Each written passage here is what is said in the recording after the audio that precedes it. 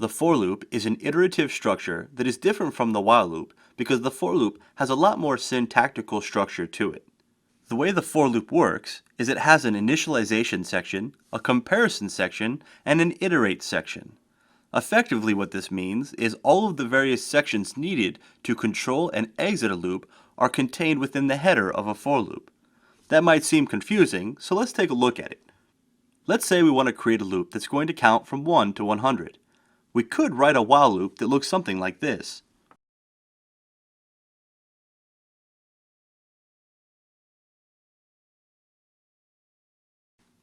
Int counter equals 0, and then while counter is less than or equal to 100.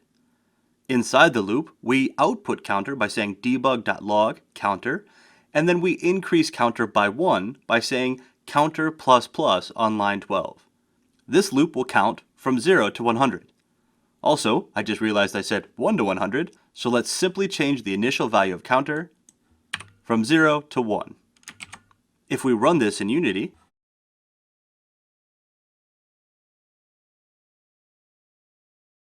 we'll see that it counts from 1 to 100.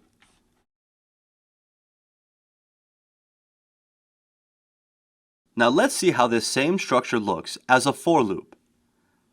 You might notice three very distinct parts of this loop currently.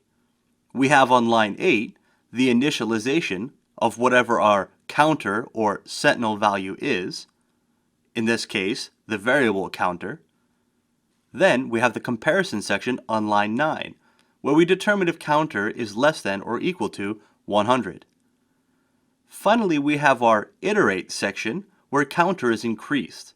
That is done on line 12. Three distinct pieces that all control this loop. Using a for loop, it would look something like this.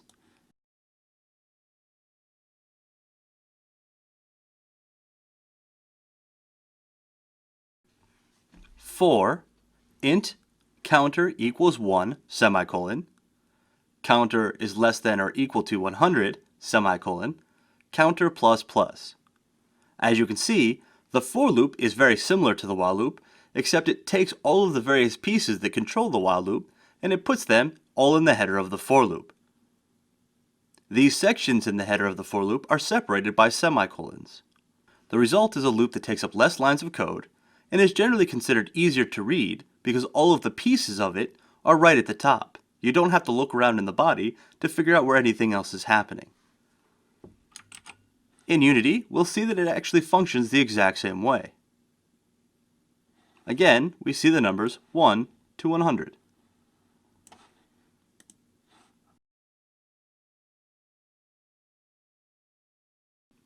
For loops also excel in another area, that is, iterating through arrays. Arrays are basically variables that represent an entire collection of variables. For instance, let's create an array of strings. We'll know it's an array because of the square braces that immediately follows the keyword string.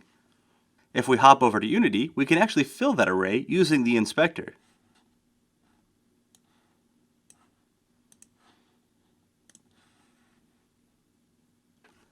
We'll see under the looping script component the array myStrings. And we can see that its size is currently 0. Let's add 4 strings.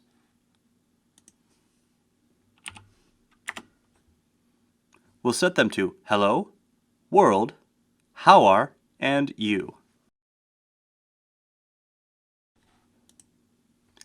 Now we have an array of strings with 4 elements. For loops excel at iterating through or moving through these arrays and finding values.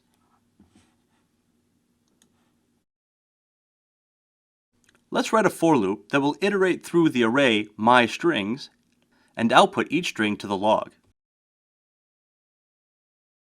Loops generally use an iterator variable or iterator value. That's the value that keeps track of where we currently are. Previously, it was the variable counter.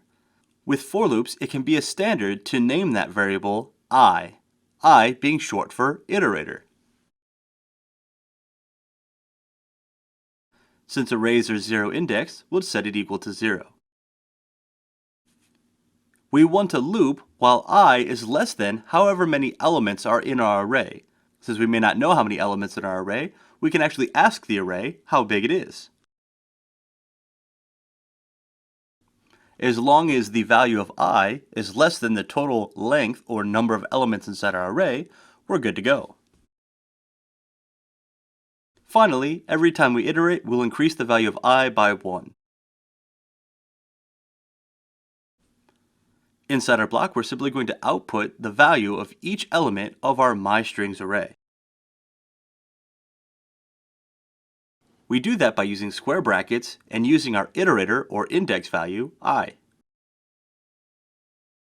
It may seem confusing using arrays and loops together. Just know that for loops are generally the standard for iterating through these arrays. Let's go ahead and save this and go back into Unity and see how it works. When we press play, we'll see that the values of this array are now output into our log. While loops are very syntactically simple methods of iteration, however, for loops are very robust and very easy to read, and are great for iterating through or moving through an array.